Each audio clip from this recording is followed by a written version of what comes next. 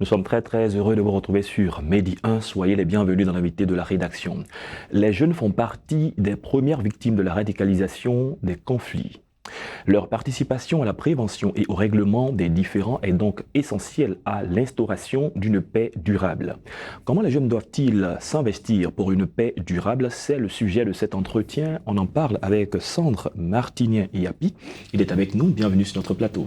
C'est moi qui vous remercie pour l'invitation à nouveau et pour l'occasion que vous me donnez de parler du rôle de la jeunesse dans cette construction de la paix durable en Côte d'Ivoire. Très bien, vous êtes conseiller en communication et consultant en politique. Les deux compétences vont ensemble et vont nous aider dans la compréhension de ce sujet que nous allons aborder ensemble sur la jeunesse et la question de la paix. Alors dites-nous, dans un pays, dans un environnement, qui doit être le garant d'une paix dite paix durable?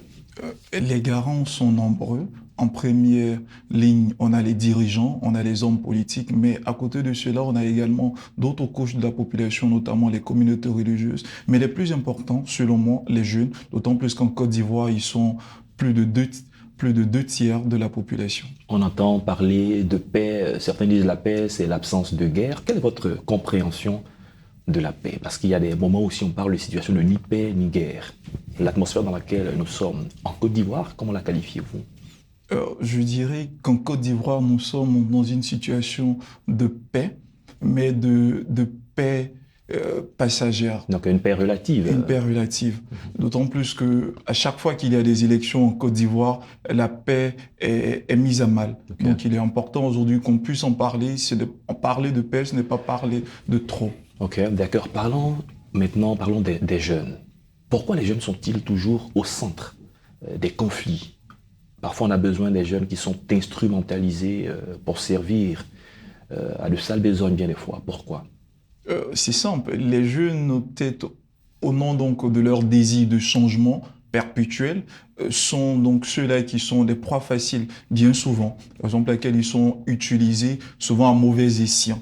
Mais c'est pas tous les jeunes. Aujourd'hui, en Côte d'Ivoire, en tout cas, on assiste à d'autres jeunes dont je fais partie qui ont compris leur rôle essentiel dans la construction d'une société plus équilibrée et qui également décident donc de participer, de parler de paix et de construction d'une Côte d'Ivoire plus grande où il fait bon vivre. D'accord. Quand on parle de paix, on ne voit pas seulement les politiques, on ne voit pas seulement les élections. Même à l'université, la question de paix elle est importante. On voit dans nos universités bien des fois la manifestation de la violence entre étudiants. Pourquoi ces clivages parfois entre étudiants? Ceux qui ont fait sciences politiques vous diront que c'est des choses qui existent depuis longtemps, c'est des plaies endormies qu'on n'a pas eu l'occasion donc de penser et qui se sont ancrées dans le vécu donc des populations et qui ont été transmises de génération en génération. Et dans nos universités, ça existe aujourd'hui. Les gens n'ont pas compris que pour vivre dans une société, il faut le dialogue, il faut discuter. On peut revendiquer sans toutefois faire preuve de violence, mais c'est un héritage malheureux que certains aînés nous ont laissé et qui aujourd'hui encore perdure. Mais je pense que des initiatives importantes sont prises, d'autant plus que dans les universités aujourd'hui, les syndicats qui sont là, bien souvent mettre en avant le fait d'un syndicalisme non violent où la discussion est mise en avant. Aussi, la question des conflits. Les conflits ne sont pas forcément violents. Les conflits, ça part parfois de la simple mésentente, la différence de vue, la différence de point de vue. Mais les conflits ne doivent pas toujours baigner dans la violence. Dites-nous, pour parler de paix, comment ces jeunes, de qui nous parlons d'ailleurs, peuvent-ils être des acteurs de paix? Ils peuvent être des acteurs de paix en étant mis au centre donc des discussions. Lorsqu'on assiste donc à des situations de crise, les premières personnes qui sont mises en avant, ce ne sont pas les politiques, ce sont les jeunes. Et donc aujourd'hui, il est important que ces jeunes-là, on leur donne la latitude de se parler entre eux dans un langage qu'ils comprennent, de se dire que non, l'avenir, c'est pas demain, l'avenir c'est à partir d'aujourd'hui, l'avenir c'est nous. Donc c'est notre héritage, il est important qu'on en prenne soin et qu'on comprenne que on doit préserver cette nation-là et préserver cette paix-là de façon durable, de sorte à ce que nous puissions tous gagner. Et donc, c'est dans cet élan-là que nous nous inscrivons en allant vers d'autres jeunes. On a des initiatives très concrètes au niveau du Conseil national des jeunes de Côte d'Ivoire. Donc, des initiatives probables sont prises partout en Côte d'Ivoire. Dernièrement, nous étions à Korogo pour parler avec les jeunes de Korogo. Ce n'est pas une zone où on assiste à des conflits, mais il faut toujours préserver donc cette paix-là. Dans la région de Lamé dont je fais partie, au cours donc des élections de 2020, on a assisté à l'usage de à l'exploitation de certains jeunes, de sorte à barrer certaines voies et tout. À chaque fois qu'il y a des élections, ces jeunes-là sont utilisés à mauvais escient. Nous, on a pris la décision d'aller dans le mois d'août, de parler avec ces jeunes-là, de leur faire comprendre que non, on peut, quand il s'agit d'élections, il s'agit simplement de faire un choix citoyen. Celui qui vous convainc, qui vous offre la meilleure offre politique, c'est cette personne-là que vous choisissez. Vous discutez et vous choisissez sans toutefois avoir des propos violents parce que la violence n'est pas toujours physique, elle est souvent verbale aussi. Parler de violence verbale, il y a aussi la sensibilisation qui est l'un des meilleurs moyens qui sont utilisés pour parler de non-violence. Quelle est la portée de la sensibilisation? Parce qu'aujourd'hui, il y a beaucoup de conférences, il y a beaucoup de panels, beaucoup d'initiatives où on parle à des acteurs, on parle aux jeunes. Quel est l'impact de ces sensibilisations sur eux?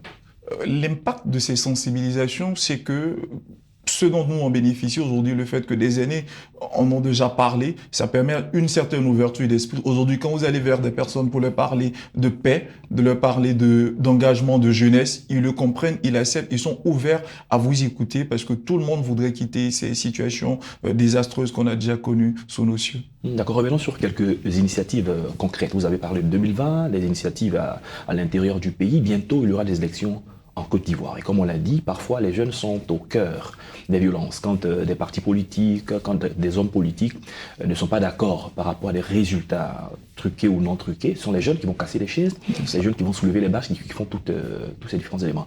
Dans vos différentes sensibilisations, quel est le message que vous adressez à vos amis jeunes afin qu'ils prennent leurs responsabilités?